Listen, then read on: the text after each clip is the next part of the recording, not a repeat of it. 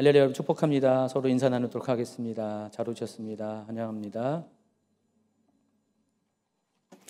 오늘까지는 우리가 10% 안에서 예배드리고 다음 주부터는 20%에서 예배드립니다. 그래서 다음 주부터는 교구별로 예배 시간이 정해져 있으니까요. 교구별로 그 정해진 예배 시간에 오시기 바랍니다. 오늘 말씀은 창세기 21장 1절부터 5절까지 말씀입니다. 같이 한번 준비되어 있으면 읽을까요? 읽겠습니다. 여호와께서 말씀하신 대로 사라를 돌보셨고 여호와께서 말씀하신 대로 사라에게 행하셨으므로 사라가 임신하고 하나님이 말씀하신 시기가 되어 노년에 아브라함에게 아들을 낳으니 아브라함이 그에게 태어난 아들 곧 사라가 자기에게 낳은 아들을 이름하여 이삭이라 하였고 그 아들 이삭이 난 지 8일 만에 그가 하나님 명령대로 할례를 행하였더라. 아브라함이 그의 아들 이삭이 그에게 태어날 때 100세라. 아멘. 여러분 사파 한번 보여줄까요? 자, 이 사파 혹시 보신 분 계신지 모르겠네요. 누군가 땅을 팝니다. 자, 오른쪽에 뭐가 있습니까? 보물이 있네요. 여러분 이 사파 혹시 보신 분이 있는지 모르겠어요. 없으세요? 예, 오늘 보여줬습니다. 제가 이 사파를 보여준 이유가 있습니다. 사람마다 땅속의 보물을 찾고자 합니다. 인생의 보물을 찾고자 합니다. 가장 자기 인생에 가치가 있는 것을 찾고자 이 땅을 파는 수고로움을 마다하지 않습니다. 그래서 우리가 이 그림에서 알 수 있는 것은 첫 번째, 여러분의 인생 가운데는 반드시 보물은 있습니다. 반드시 있어요. 그 사람이 보물을 찾고자 하면은 언젠가는 반드시 보물은 발견된다는 사실 잊지 마시기 바랍니다. 그런데 여러분 인생 가운데 보물이 뭘까요? 내 남편이, 내 아내가, 내 자녀가, 또 가진 물질이, 여러분 갖고 있는 어떤 소유하는 것들이 보물입니까? 여러분의 인생의 보물은 과연 뭘까요? 성경에서는요, 여러분의 인생의 보물을 이렇게 소개를 합니다. 마태복음 13장 44절입니다. 천국은 마치 밭에 감춰인 보화와 같으니 사람이 이를 발견한 후 숨겨두고 기뻐하며 돌아가서 자기의 소유를 다 팔아 그 밭을 사느니라. 인생의 가장 큰 보물은 뭡니까? 천국이에요. 마치 밭에 감추인 보화와 같이 숨겨져 있지만은 여러분이 찾을 수 있는 이 세상 어느 무엇과도 바꿀 수 없는 가장 가치 있는 게 천국입니다. 그게 여러분의 인생의 보물입니다. 그래서 여러분 아니 이 보물을 찾으면 천국을 찾으면 어떻게 됩니까? 여러분 모든 것을 팔아서라도 천국을 사야죠. 이 가장 좋은 것들을 지켜내야죠. 두 번째 여러분 알아야 될 것은 이 보물은 있는데 천국이 있는데 사람에 따라 보물을 발견하는 사람이 있는가 하면 또 그렇지 못하는 사람이 있다는 것입니다. 그러니까 두 종류의 사람이 있어요. 보물을 발견하는 사람과 보물을 발견하지 못하는 사람. 근데 왜 그런 차이가 생길까요? 첫 번째 보물을 발견하는 사람은 보물이 나올 때까지 끝까지 포기하지 않고 땅을 파는 사람, 그런 사람은 기필코 반드시 기어이 보물을 찾아냅니다. 단지 발견하는 시간이 문제예요. 일찍 발견하느냐 늦게 발견을 하냐, 그게 문제지 반드시 포기하지 않는 한 보물은 찾게 된다는 것. 그리고 더 깊이 파내려가면 어떻게 해요? 더 큰 보물을 발견하게 됩니다. 이 사파가 의미하는 게 그겁니다. 자, 그런데 또 다른 사람은 보물을 찾을 수가 없습니다. 왜 그러냐? 보물을 파내려 가다가 땅을 파내려 가다가 중도에 포기하는 사람은 결단코 보물을 찾을 수가 없습니다. 천국은 그런 것입니다.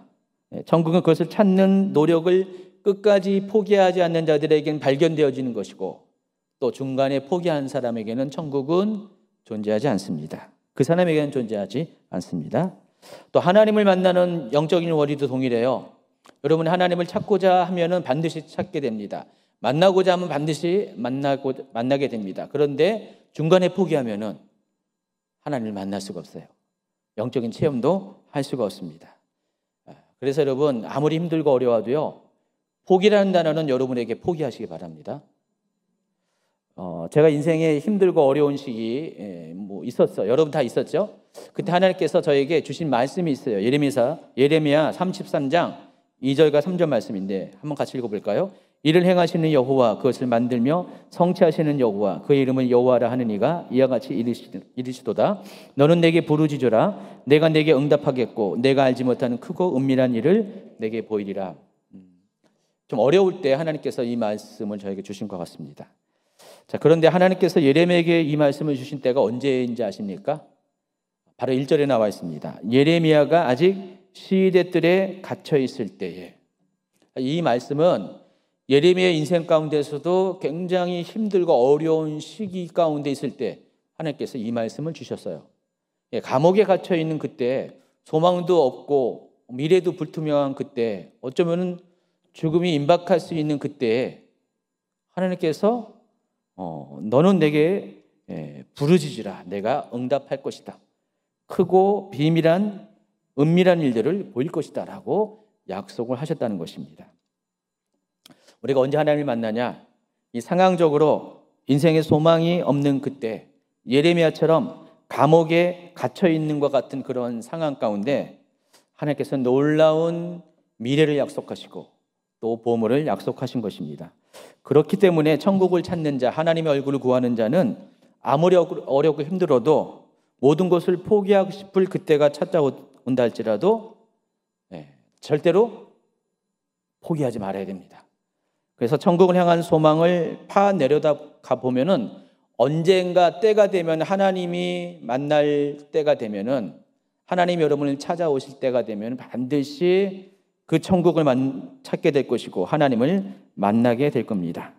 이사야 55장 6절입니다. 너희는 여호와를 만날 만한 때에 찾으라. 가까이 계실 때에 그를 부르라. 하나님은 언제나 여러분 주변에 지금도 계십니다. 하나님은 여러분을 떠난 것이 아니라 주변에 머물러 계시고 여러분이 하나님을 찾고자 할 때 만나 주십니다. 그래서 여러분 하나님을 찾고자 하는 것들 절대로 포기하지 마시기 바랍니다. 자, 그런데 가장 안타깝고 어리석은 사람이 누군지 아십니까? 바로 이 사람인데, 자, 이 사람은 거의 다 왔어요. 곡괭이질 한 번만 더 하면은 벽이 무너지고 드디어 보물이 찾을 수가 있는데 중간에 포기합니다. 99%까지 나왔는데 1%에서 마지막 포기해야 됩니다. 근데 왜 포기할까요? 왜 포기할까요? 1%가 남은 걸 몰라요. 자기가 99%까지 왔다는 사실을 모르기 때문에 너무 지쳐서 이제는 소망까지 잃어버렸기 때문에 1% 남겨놓고 곡괭이질 한 번 남겨놓고 포기했다는 것입니다. 결국 믿음이 없어서 그와 같은 안타까운 사연의 주인공이 되었다는 것입니다. 우리 주변에 이런 사람 참 많습니다. 어쩌면 여러분 중에서도 그런 사람이 있을런지도 모릅니다. 자, 그렇지만은 그와 반대로 끝까지 믿음을 포기하지 않고 땅을 파내려가서 마침내 보물을 발견한 사람들도 상당히 많이 있습니다. 그 중에서 제가 한 사람을 소개하는데 1800년대 중반에 미국에 석유 시추붐이 일어났습니다. 미국의 석유 개발 역사를 살펴보면은 미국에서 최초로 유전 개발에 성공한 사람이 바로 이 사람인데 드레이크라는 이름을 가진 사람입니다. 자, 이 사람 이전까지는 미국에서 어떻게 원유를 채취했냐? 땅에 우연찮게 올라온 석유 있죠. 그런 석유를 웅덩이 조금 파가지고 그것을 캐내다가 사용했습니다. 자, 그런데 이 사람이 최초로, 지구 최초, 우주 최초, 미국 최초뿐만 아니라 세상에서 처음으로 지표면에 구멍을 파가지고 드릴을 이용해서 구멍을 파가지고 유전을 발견하는 최초의 사람입니다. 그래서 저 사람이 그 유전을 팔 때 사용했던 그 타워입니다. 굉장히 우리 눈에 보기에는 굉장히 좀 별거 아닌 것 같잖아요. 저건 박물관이고요. 아까 그 사진이 진짜 사진인데 저런 식으로 해가지고 기둥을 이렇게 세워놓고 기둥 끝에 드릴을 만들어가지고 파내려가가지고 구멍을 뚫고 나가서 유전을 개발하는 최초의 사람입니다. 처음에 이 사람이 이 일을 할 때 다들 놀렸습니다. 어떻게 저런 식으로 생각을 하냐. 그때 당시 사람들은 땅속 깊이 유전이 있다는 걸 잘 몰랐어요. 그냥 우연찮게 기름이 올라오는 거를 발견해서 그것을 웅덩이 파가지고 건져내는 그런 식으로만 생각을 했습니다. 근데 땅속 깊이 그 석유가 묻혀 있다는 것을 크게 생각을 안 했다는 것입니다. 그래서 저런 생각 자체를 안 했어요. 그러니까 저런 시도를 하는 이 드레이크를 좀 조롱을 했습니다. 어리석은 드레이크라고 조롱을 했습니다. 자, 그런데 이 드레이크는 사람들의 조롱에도 불구하고 아주 우직하게 그 일을 꾸준히 진행해 나갑니다. 이 드레이크가 석유 수출에 나선 시기가 1858년 봄이었습니다. 한 해가 지났습니다. 돈도 떨어지고 거의 지쳤어요. 사람들의 조롱은 더 심해지고, 그래서 이제 포기할 때쯤 됐잖아요. 근데 이 사람은 포기하지 않고 또 다른 투자자들을 설득해가지고 모아가지고 재정을 마련해가지고 또다시 석유 수출을 계속해서 이어져 나갑니다. 1년 반의 시간이 흘렀습니다. 수백 개의 유정을 파는 시도를 멈추지 않았습니다. 그러던 어느 날 1859년 8월 27일 그날도 이제 드레이크는 시추 작업을 했고 지하 21m까지 파 내려갔다고 합니다. 그날 저녁 일을 마치고 이제 작업을 쉬고 있었습니다. 그 다음 날 일찍이 작업자 중에 한 사람이 어제 파놓은 그 구멍을 살펴보러 갔습니다. 근데 이게 웬일입니까? 그 구멍 안에 검은 석유가 올라오고 있었습니다. 깜짝 놀랐습니다. 사람들이 환호성을 쳤겠죠. 전날 이렇게 파놓은 시추구멍이 이제 유전층에 이제 닿았던 거예요. 그게 이제 밤새도록 기름이 조금씩 올라와가지고 구멍을 채웠던 것입니다. 자, 미국의 역사가들은 이날을 1859년 8월 27일을 미국의 석유 산업이 태어난 날로 기록을 하고 있습니다. 그래서 1859년 이 한 해만 미국의 수백 개의 유전이 발견됐다고 합니다. 만약에 드레이크 같은 사람이 없었다면은 사람들이 조롱했지만은 이와 같은 선구자가 없었으면은 오늘날 이 석유 문명은 존재하지 않았을 것이고 또 굉장히 늦게 시작될 수도 있었을 것입니다. 그렇기 때문에 우리가 남은 1%를 확인할 때까지 끝까지 포기하지 않는 것이 얼마나 소중한 것을 이 사람의 예를 통해서 우리가 확인할 수가 있습니다. 자, 그런 측면에서 오늘 소개하는 아브라함도 마찬가지입니다. 끝까지 소망을 놓지 않고 오래 참아서 마침내 약속을 성취한 사람입니다.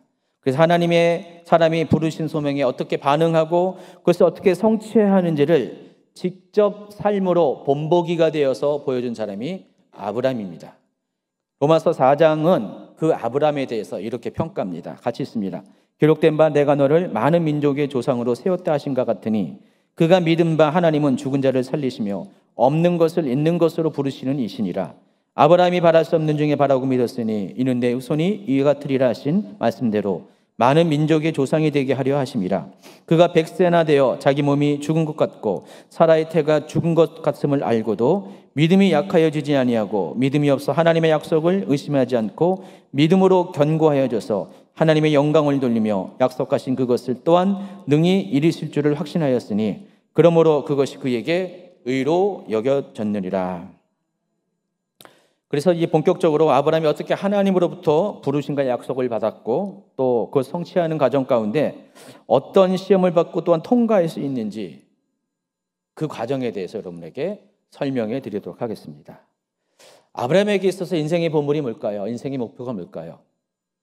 아브라함에게 인생의 목표는 하나님의 약속을 성취하는 것입니다. 그게 보물이에요. 그래서 하나님은 땅과 자손에 대한 약속을 아브라함에게 주셨습니다.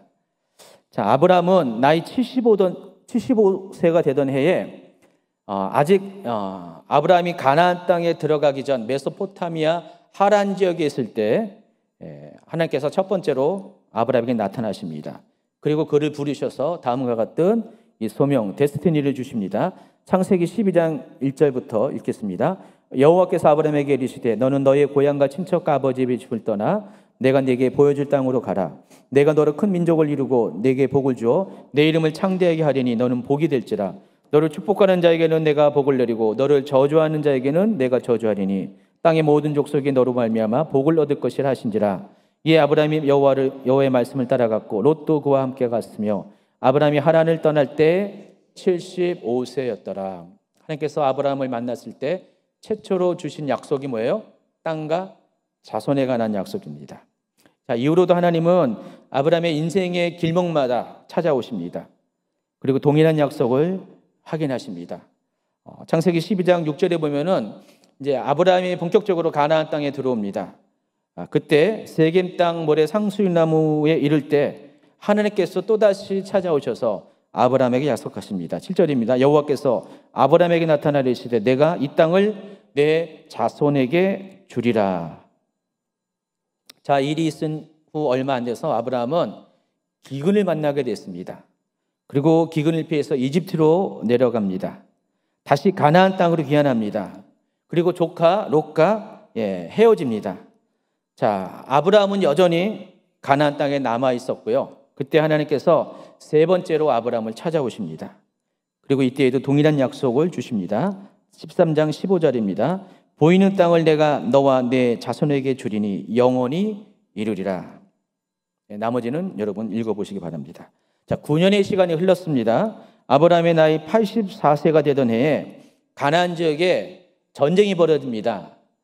남부 동맹과 북부 동맹 사이에 전쟁이 벌어집니다. 이때 아브라함의 조카 롯이 남부 동맹에 속했던 소돔에 살고 있다가 전쟁 포로로 잡혀가게 됩니다. 자, 이 때문에 아브라함도 어쩔 수 없이 조카 롯을 구하기 위해서 전쟁에 참전을 하게 되고요. 마침내 승리하고 돌아옵니다. 그때 하나님은 아브라함을 네 번째로 방문하십니다. 그리고 이때에도 역시 같은 약속을 하십니다. 창세기 15장 4절 5절입니다. 여호와의 말씀이 그에게 임하여 이르시되 그 사람이 내 상속자가 아니라 내 몸에서 날짜가 내 상속자가 되리라 하시고 그를 이끌어 밖으로 나가 이르시되 하늘을 우러러 무뼈를 셀 수 있나 보라. 또 그에게 이르시되 내 자손이 이와 같으리라. 자, 그런데 이번 세 번째 방문에서는요, 네 번째 방문에서는 이전과 달리 조금 더 구체적인 약속을 주십니다. 그래서 하나님께서는 아브라함의 후손의 미래에 대해서 이같이 말씀하십니다. 창세기 15장 13, 14절입니다. 여호와께서 아브라함에게 이르시되 너는 반드시 알라. 내 자손이 이방에서 객이되어 그들을 섬기겠고 그들을 400년 동안 내 자손을 괴롭히니니 그들이 섬기는 나라가 내가 징벌할지며 그 후에 내 자손이 큰 재물을 이끌고 나오리라. 자, 이 약속은 언제 성취됐습니까? 아브라함의 손자 야곱 때에 야곱이 자기 후손들을 이끌고 기근을 피해서 이집트를 피신했고 그곳에서 430년 동안 머물게 됩니다. 그때 이스라엘 백성들은 종살이를 하게 되죠. 그리고 다시 돌아오게 됩니다. 또 18절부터는요. 그날에 여호와께서 아브라함과 더불어 언약을 세워 이르시되 내가 이 땅을 애굽 강에서부터 큰 강 유브라데까지 내 자손에게 주노니 하면서 그 땅의 경계에 대해서 말씀하십니다. 이전까지는 하나님께서 땅을 주신다고 말씀하셨는데 그 땅이 어디부터 어디까지인지를 말씀 안 하셨어요. 근데 15장에 이르러서 이때 하나님께서 처음으로 그 땅이 어디인지를 알려줍니다. 이 약속의 땅의 경계는 훗날 다윗과 솔로몬 시대에 역사적으로 성취가 됩니다. 자, 시간이 또 다시 흐르고 15년 만인 아브라함 나이 99세 때 아브라함이 처음 소명을 받은 지 24년 만에 하나님께서 다섯 번째로 아브라함을 방문합니다. 창세기 17장 1절입니다. 아브라함이 99세 때에 여호와께서 아브라함에게 나타나사 그에게 이르시되 나는 전능한 하나님이라 너는 내 앞에서 행하여 완전하라 그랬습니다. 이때 하나님이 자신을 누구라 계시했습니까? 전능한 하나님이라고 계시합니다. 전능한 하나님이 히브리어로 엘 샤다이예요. 여러분 좀 많이 들어보셨죠? 이 엘 샤다이는 어떤 의미가 있냐면 엘은 다 아시다시피 하나님을 나타내는 신을 나타내는 보통 명사입니다. 자, 그런데 이 샤다이가 어떤 뜻이냐면은 여자의 가슴을 말하는 유방을 말하는 것입니다. 근데 갑자기 무슨 하나님의 이름이 좀 이상하죠? 이상하잖아요. 직역하면 좀 이상합니다. 근데 이 유방이 의미하는 게 있어요. 유방은 뭘 의미하냐면은 우리 생활에 일상생활에 필요한 모든 것을 충족해 하는 공급을 상징하는 단어입니다. 자, 그러면은 이 엘샤다이가 전능한 하나님으로 번역했는데 어떤 면에서의 전능한 하나님일까요? 힘으로서의 전능한 하나님일까요? 아니면 다른 어떤 것을 얘기할까요? 바로 공급하시는 면에서 모든 것을 할 수 있는 능력을 의미합니다. 그러니까 엘샤다이라는 이름은 하나님께서 여러분의 모든 필요를 채움에 있어서 아무것도 거칠 것 없는, 능력에 있어서 전능한 하나님, 그런 하나님을 말하는 이름이라는 것입니다. 하나님은 아브라함에게 그런 하나님으로 찾아오셨다는 것입니다. 자, 이때에도 하나님은 땅과 자손에 대해서 동일한 약속을 하시고요, 이전보다 더 구체적인 계시를 하십니다. 자, 그것 중에 하나가 아브람과 사레의 이름을 바꿔주십니다. 전에는 아브람이었는데 아브라함으로 바꾸시고요, 사라였었는데 사라로 바꿔줍니다. 여러분, 눈에 보이는 것처럼 이 아브람과 사라의 이름이 바뀐 이름에 특별한 것이 하나가 있습니다. 저 빨간색으로 표시한 알파벳 하나가 이름 가운데 추가가 됩니다. 그래서 새롭게 바뀌어진 이름의 특징은 두 사람 모두 공통적으로 히브리어 5번째 알파벳인 이 헤이라는 단어가 추가되었다는 것입니다. 여러분, 이 헤이라는 게 또 2개의 또 알파벳으로 연결된 겁니다. 기억자처럼 된 게 달렛이라고 하는데 문을 가리켜요. 그리고 이렇게 점처럼 되는 게 밑에 있는 게 요두입니다. 히브리어에서 가장 작은 알파벳. 예수님께서 말씀하신 5장에서 천지가 없어지기 전에는 율법의 1.1획도 없어지지 아니한다 할 때 그 1점에 해당하는 게 저 요두입니다. 근데 저 요두라는 단어가 상당히 또 중요한 단어입니다. 원래 손을 가리키는 단어인데, 능력의 손을 가리키는 알파벳인데 저 단어가 하나님과 관련된 단어예요. 그래서 저 단어는 하나님을 가리키는 여호와라는 알파벳 보이시죠? 그 첫 번째에 위치하고 있어요. 저 요두가, 그래서 요두만 집어넣어도 하나님을 의미하는 그런 단어 조합으로 많이 사용합니다. 굉장히 중요한 단어죠. 그래서 이 헤이라는 것은 어떤 의미가 있냐? 알파벳 조합으로는요, 문을 열 수 있는 능력의 손을 가리켜요. 또 상형 문자, 원래 히브리어가 상형 문자이기 때문에 상형 문자의 뜻으로는 기도하는 모습을 형상한 겁니다. 헤이라는 단어가, 알파벳이. 그래서 헤이는 기도를 통해서 하늘의 문을 여는 것을 의미해요. 그리고 또 하늘의 문을 열면 어떻게 됩니까? 하늘의 비밀한 것이 알려지게 되죠. 그래서 계시라는 의미를 갖고 있어요. 헤이라는 단어가 계시를 의미하는 알파벳이라는 것입니다. 그런데 하나님께서 전에는 아브람이었고 전에는 사레였는데 이 두 사람에게 이 계시를 나타내는 헤이라는 단어를 이름 가운데 집어넣어 줬어요. 그래서 이때부터 그들의 인생이 바뀌는 것입니다. 전에는 그냥 일반적인 아버지였어요. 한 가정의 리더였어요. 한 가정의 엄마였어요. 어미였어요. 그런 사람들을 천국의 계시를 풀어놓고 열방에 그것을 풀어놓는 열국의 아버지, 열국의 어머니가 되게 했다는 것입니다. 그래서 이전보다 더욱더 하나님은 아브라함을 향한 하나님의 계획들을 분명히 이름이 바뀌어지는 것을 통해서 알려주신 것입니다. 그래서 하나님께서 어떻게 이들을 향한 계획이 있는지를 알려주십니다. 그래서 창세기 17장 5절에 보니까 이제후로는 내 이름을 아브라함이라 하지 아니하고 아브라함이라 하리니 이는 내가 너를 여러 민족의 아버지가 되게 함이니라. 16절입니다. 내가 그에게 복을 주어 그가 내게 아들을 낳아 주게 하며 내가 그에게 복을 주어 그를 여러 민족의 어머니가 되게 하리니 민족의 여러 왕이 그에게서 나리라 그랬습니다.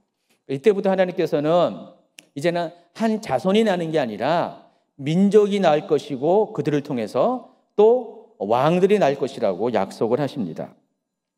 16절은 사라에게 한 약속이고 또 6절부터 8절까지는 아브라함에게 한 약속인데 읽어드리겠습니다. 같이 읽겠습니다.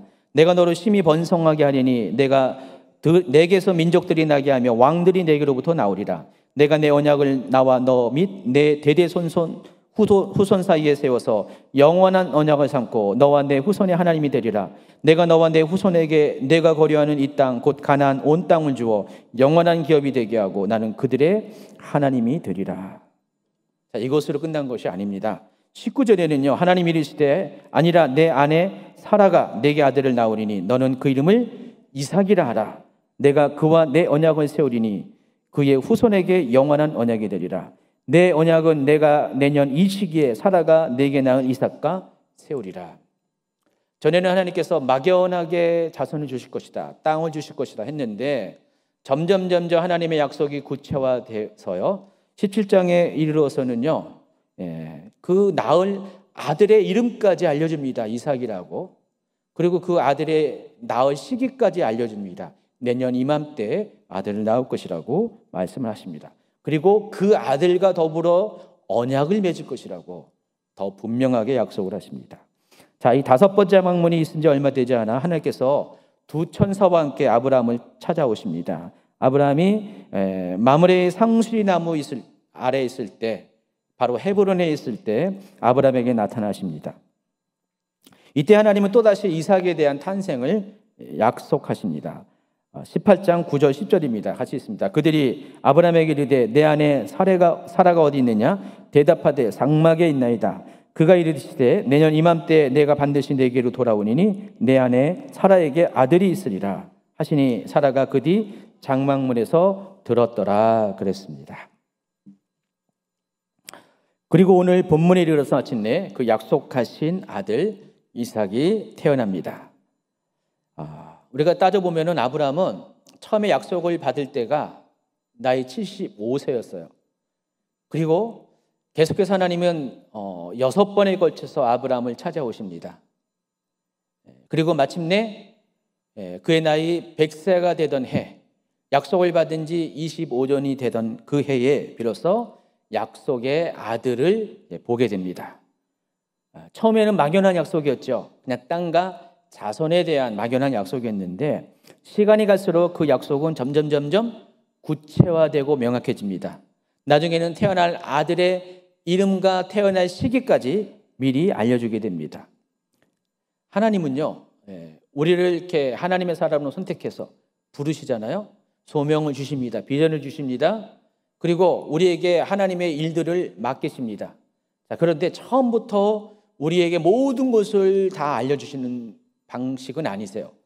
언제나 하나님은 대략적인 것들을 큰 그림을 먼저 말씀하십니다. 내가 너를 이렇게 할 것이다. 근데 그것에 대한 우리의 반응을 보세요. 반응을 보시면서 우리의 반응에 따라 조금씩 하나님의 계획들을 알려주십니다. 왜 그럴까요? 제가 보기에는 아마 우리 때문에 그런 것 같아요. 우리가 그것을 미처 감당할 수 있는 준비가 되지 않았기 때문에. 그래서 하나님은 마찬가지로 아브라함에게도 그와 같이 비전을 주셨지만은 아브라함이 그 비전을 능히 성취할 수 있는 사람이 되어질 때까지 조금씩 아브라함을 훈련시키면서 하나님의 계시의 폭도 점점 깊어지고 넓어지게 하신다는 것입니다. 자, 그래서 하나님은 처음에는 막연한 약속을 했지만 점점 구체화된 약속을 주시고 처음에는 약속의 형태로 주었지만 이제는 언약을 체결하십니다. 여러분, 약속은 뭐예요? 말로 하는 거 구두 약속이죠. 법적 구속력이 없어요. 지켜도 되고 안 지켜도 돼요. 안 지켰다고 책임 있는 것도 아니죠. 근데 언약의 경우에는 다릅니다. 언약은 책임이 따르는 것입니다. 히브리어로 언약이 베리트라는 단어를 사용했다고 그랬는데 이 베리트의 그 어원이 뭐라고 했어요? 고기를 자르다에서 왔어요. 창세기 15장에 있는 아까 그 사건과 연관되어 있습니다. 그래서 이 아브라함 당시에는요, 사람들이 중요한 언약을 맺을 때, 계약을 맺을 때 그 계약의 당사자 두 사람이 동물을 가져다가 동물의 사체를 반으로 쪼갭니다. 쪼개가지고 양쪽에 놓고 이 동물 사체 사이에 두 사람이 함께 걸어갑니다. 그걸 통해서 만약에 누구든지 약속을 지키지 않으면 이와 같이 될 것이다. 죽을 것이다. 아주 엄중한 약속, 생명을 걸고 하는 약속으로 맺습니다. 이게 베리트예요. 언약이에요. 근데 하나님께서 굳이 그러실 필요 없는데, 그렇죠? 굳이 그러실 필요 없는데 먼저 스스로 자원하서 아브라함에게 그와 같은 언약을 맺기를 원하셨습니다. 그러니까 하나님 스스로가 이 언약에 스스로를 가둬놓으신 거예요. 하나님도 지키셔야 돼요. 이 말은 뭐예요? 전에는 약속의 차원이었지만 이제는 이 약속을 하나님부터가 철저하게 이룰 것이라는 확증과 확신을 주시는 행동이라는 것입니다. 따라서 하나님은 하나님도 그리하지만은 이 언약의 상대평인 이 아브라함도 그 언약을 지킬 수 있도록 처음에는 이렇게 낮은 단계에서 그를 이끌어 주셨지만은 이 언약이 맺어진 다음부터는 그 언약을 반드시 지킬 수 있도록 아브라함을 언약을 감당할 수 있는 사람으로 준비시켜 주십니다. 훈련시켜 주신다는 것입니다. 그래서 아브라함은 훈련을 통과할 수밖에 없었어요. 여러 가지 시험을 만날 수밖에 없다는 것입니다. 그래서 아브라함은 25년 동안 그 시험의 시기를 거쳐야만 됐고요. 그때 많은 실수와 실패도 경험했고요. 그 모든 것들이 시행착오가 되어서 결국 이삭이 태어날 그때까지 25년 동안 아브라함은 하나님의 훈련의 장소 가운데 살 수밖에 없었다는 것입니다. 자, 첫 번째 시행착오가 언제 있었냐? 75세 때입니다. 자, 가나안 땅에 들어온 지 얼마 안 돼서 아브라함은 기근을 만났습니다. 근데 이 기근이 아브라함에게는 굉장히 큰 부담이 되었어요. 전에 아브라함이 살던 곳이 메소포타미아 하류 지역에 물이 풍부한 갈대아 땅 우리였어요. 이때는 이곳에서 아브라함은 농사를 짓고 살았습니다. 예, 물 걱정을 안 하고 살았어요. 근데 가나안 땅에 딱 들어오는 그 첫 해에 기근을 만났습니다. 만약 여러분의 아브라함은 어떡할까요? 전에는 한 번도 경험하지 못한 이 기근의 앞에서 어찌할 바를 몰랐을 것입니다. 아직 하나님에 대해서 충분히 아는 것도 아니에요. 다는 그냥 소명을 받아서 여기까지 왔어요. 예. 그런데 이 기근을 만났을 때 아브라함에게 어떤 선택이 필요했을까요? 그래서 아브라함은 이 상황을 피하여 도망치게 됩니다. 어디로 피합니까? 이집트로 피합니다. 그래서 아브라함은 이 상황 가운데 자기의 믿음의 실체를 봤어요. 영적 체력이 고갈됐다는 것을 알게 됐고요. 이집트로 도망을 갑니다. 자, 그래서 이집트에서 온갖 그 창피를 다 당하잖아요. 당하고 자신의 모습을 보게 됩니다. 가장 잘못한 것이 뭐냐?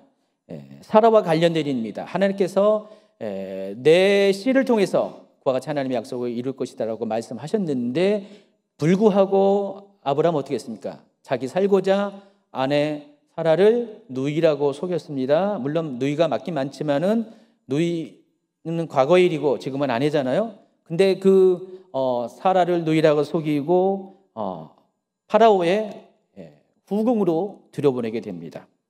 그리고 이 일이 나중에 발각됩니다. 정말 이 일이 만약에 그대로 진행되어 있으면 어떻게 됩니까? 아브라함을 향한 하나님의 계획이 여기서 끝나는 거예요.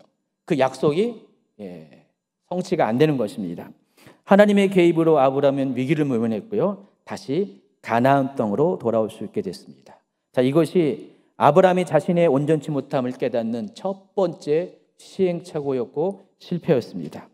자, 창세기 13장으로 넘어가면은 하나님께서 또다시 아브라함을 다른 차원에서 시험을 하십니다. 이번에는 어떤 것을 시험하냐? 땅으로 시험을 합니다. 하나님의 약속을 붙잡느냐? 아니면 자기 눈에 보이는 좋은 것을 취하느냐? 이것을 시험합니다. 그래서 이 가나안 땅에 돌아온 얼마 후에 이제 롯과 아브라함의 목자들이 서로 싸우게 됩니다. 다투게 됩니다. 터전이 좁아서. 그래서 롯과 아브라함은 분리하게 되는데 이때 롯은 어떤 선택을 합니까? 눈에 보기에 좋은 소알 땅을 선택합니다. 이 소알 땅이 어디에 있어요? 소돔과 고모라와 같이 있는 사해 그 근처에 있는 바로 요단 동편에 위치한 땅입니다. 그 땅이 너무 좋아 보이니까 롯은 그것을 선택합니다. 자, 그런데 아브라함은 여전히 가나안 땅에 머물기로 선택하고 헤브론에 정착을 하게 됩니다.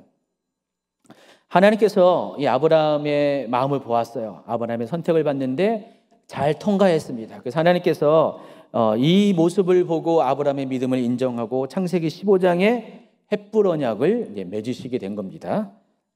그리고 창세기 16장에 이르러서 아브라함은 정말로 돌이킬 수 없는 중대한 실수를 합니다. 실패죠. 그게 뭡니까?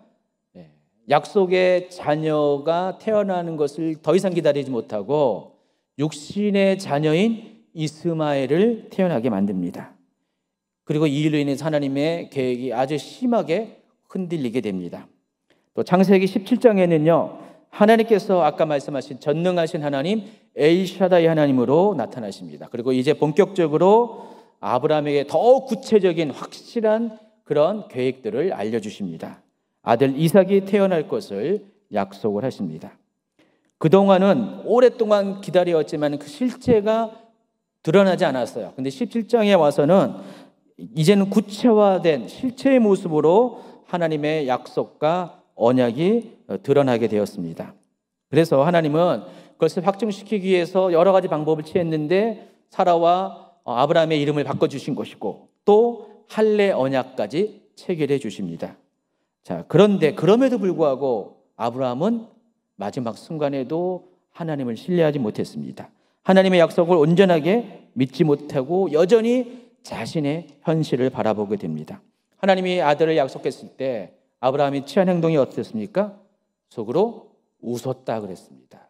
그리고 뭐라 그랬습니까? 18절에 아브라함이 이에 하나님께 아뢰되 이스마엘이나 하나님 앞에 살기를 원하나이다. 하나님은 이미 약속하셨잖아요. 아들 이름까지 말씀하셨잖아요. 이삭이라고 말씀하셨는데 아브라함은 여전히 이스마엘을 고집하고 있었다는 것입니다. 그리고 마지막으로 창세기 20장에는 네게부 땅 그랄에서 24년 전 이집트에 산 것과 같이 아브라함은 동일한 실수를 저지릅니다. 똑같이 그랄랑 아비멜렉에게 자기 아내 사라를 누이라고 속였습니다. 어쨌든 이때도 아브라함은 실수하고 실패했는데 이 사건만 보면은 실패죠. 근데 더 큰 관점에서 보면은 이 사건은 하나님께서 허락한 사건입니다. 이 사건을 계기로 아브라함은 헤브론에서 이 사건 가운데 헤브론에서 브엘세바로 터전을 옮기게 됩니다.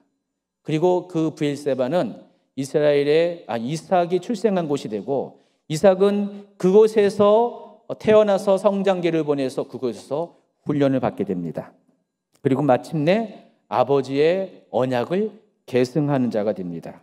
자, 이와 같이 아브라함이 하나님으로부터 땅과 자손에 대한 약속을 받고 또 그것에 대한 언약을 성취하기까지의 과정을 잘 살펴보면은 25년의 시간이 걸렸는데 이것은 마치 이삭을 잉태해서 이삭이 출생하는 과정까지의 그 시간으로 비교가 가능하다는 것입니다. 물론 이삭은 1년 동안 뱃속에 있었고 1년 만에 출산을 했어요. 근데 그 이삭이 잉태되고 출산하는 과정이 마치 뭐와 같다고요? 아브라함이 하나님부터 약속을 받고 그 약속이 언약이 되고 그 언약이 또 실제로 아들 이삭이 이 땅에 출생하는 그거와 동일한 맥락이라는 것입니다. 그래서 이삭은 아브라함이 하나님으로부터 받은 약속과 언약을 대표하는 상징이에요. 그래서 이삭이 잉태되었다는 것은 하나님의 약속이 시작되었다는 것, 또 이삭이 태중에서 자라난다는 것은 하나님의 약속이 언약이라는 실체로 점점 드러나는 과정이라는 것, 그리고 이삭이 출생한 것은 그 약속이 마침내 현실로 성취된 것으로 설명드릴 수가 있습니다. 자, 아브라함처럼 하나님도 여러분에게 각각 부르심을 주십니다. 그리고 소명을 주십니다. 비전을 주십니다. 어떤 사람에게는 아직 약속의 단계에 그것이 머무를 수가 있어요. 또 어떤 사람은 하나님과의 언약의 단계로 발전한 사람이 있습니다. 자, 약속의 단계이든 언약의 단계이든 아직 이삭이 출생하기 전까지는 우리는 다 모두 동일하게 훈련의 과정 속에 있는 거예요. 준비하는 과정에 있다는 것입니다. 그래서 믿음의 사람들은 아브라함이 그랬던 것처럼 우리 또한 이삭이 출생할 때까지 이와 같은 과정을 겪어나야 한다는 것입니다.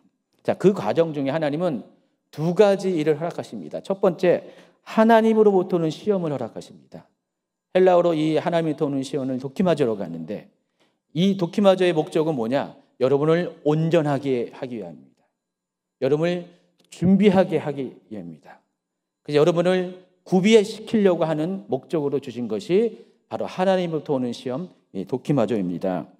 야고보서 1장 2절, 3절, 4절 읽습니다. 내 형제들아, 너희가 여러 가지 시험을 당하거든 온전히 기쁘게 여기라. 이는 너희 믿음의 시련이 인내를 만들어내는 줄 너희가 알미라. 인내를 온전히 이루라. 이는 너희로 온전하고 구비하여 조금도 부족함이 없게 하려 함이라. 하나님이 여러분을 시험하시는 일은 여러분을 온전히 하기 위해서입니다. 그래서 하나님은 여러분의 마음을 연단시키십니다. 여러분의 환경을 통해서, 여러분을 둘러싼 그런 환경을 통해서 여러분이 정말 마음이 하나님 앞에 온전한지 아닌지를, 여러분 속에 정말 하나님만 바라는 100%의 마음이 있는지, 아니면 여러분의 마음속에 하나님과 더불어 다른 것도 생각하는 불순물이 있는지 아닌지를 하나님은 확인하십니다. 여러분의 마음을 흔들어요. 그래서 그 흔들릴 때마다, 환경에 의해서 여러분의 마음이 흔들릴 때마다 여러분 속에 부족한 것들이 드러날 것이고, 그 드러날 때마다 하나님은 여러분의 마음을 깨끗하게 치우시고 정죄하는 작업을 하신다는 것입니다. 자, 그거 뭐예요? 그것이 바로 시험이에요. 바로 연단이라는 것입니다. 그래서 여러분은 연단을 통해서 인내를 배우고, 인내는 결국 여러분으로 하여금 소망을 부여잡게 한다는 것입니다. 그리고 최종적으로 온전하고 구비하여 부족함이 없게 되었을 때 하나님은 여러분으로 하여금 드디어 이삭을 출산하게 한다는 것입니다. 자, 이때 아브라함은 비록 실수도 했어요. 잘못도 저질렀습니다. 그런데 그것이 실패로 끝난 것이 아니라 시행착오가 되었고요. 끝까지 약속을 신뢰했고요. 또 약속이 성취될 때까지 끝까지 인내했습니다. 무려 25년을 참았습니다. 그렇기 때문에 여러분은 이삭이 태어날 때까지는 인내로 모든 시험의 과정을 참아내고 이겨내야 합니다. 마침내 약속하신 것을 받아내야 한다는 것입니다. 히브리서 10장 36절에 있습니다. 너희에게 인내가 필요하면 너희가 하나님의 뜻을 행한 후에 약속하신 것을 받기 위함이라.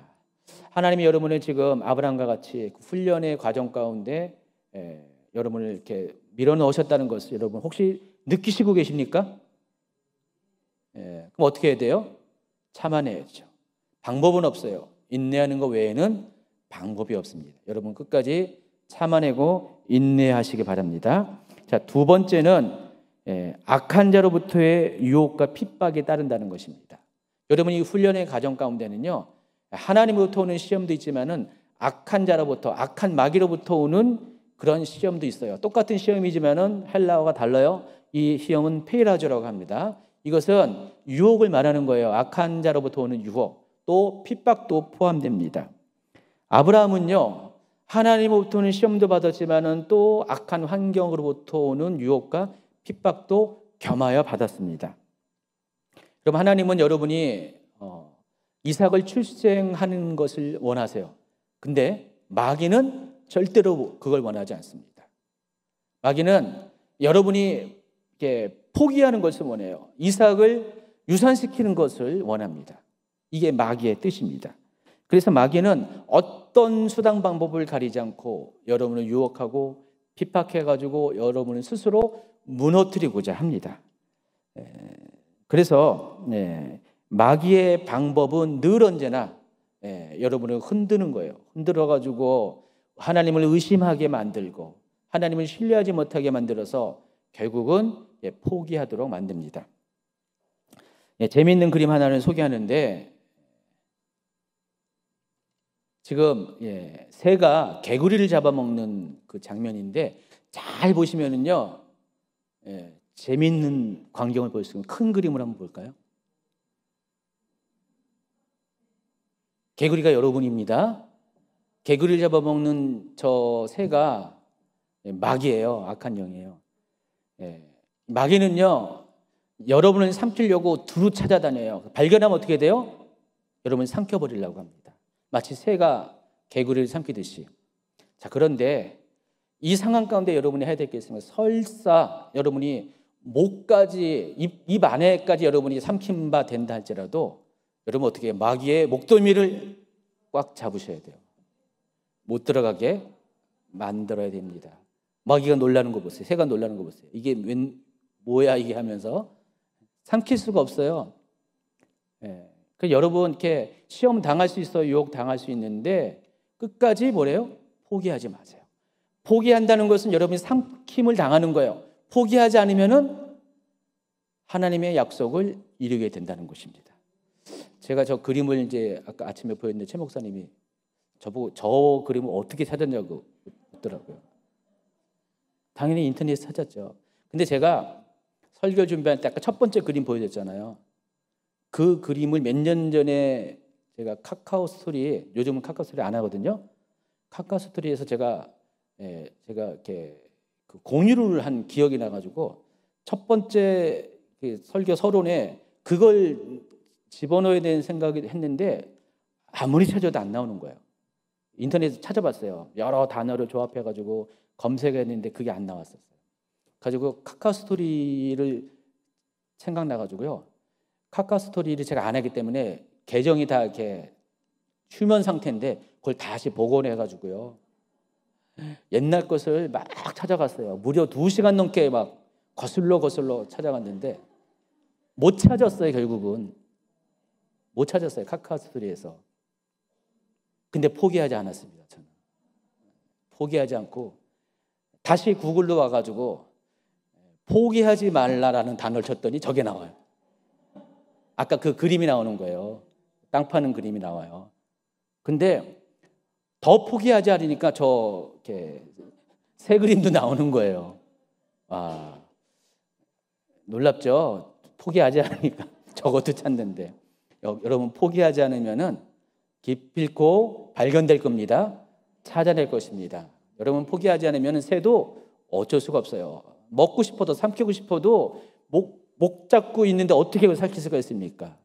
마귀가 아무리 여러분을 삼키려 해도 여러분 결코 삼킨 바 되지 않는 사실 아시기 바랍니다. 아브라함은 실수했어요. 그러나 실패로 끝나지 않았다는 사실. 이 급한 상황 가운데서도 그는 하나님을 다시 신뢰하고 또 하나님을 인정함으로써 다시 하나님께로 돌아갈 수가 있습니다. 고린도전서 10장 13절 갈 수 있습니다.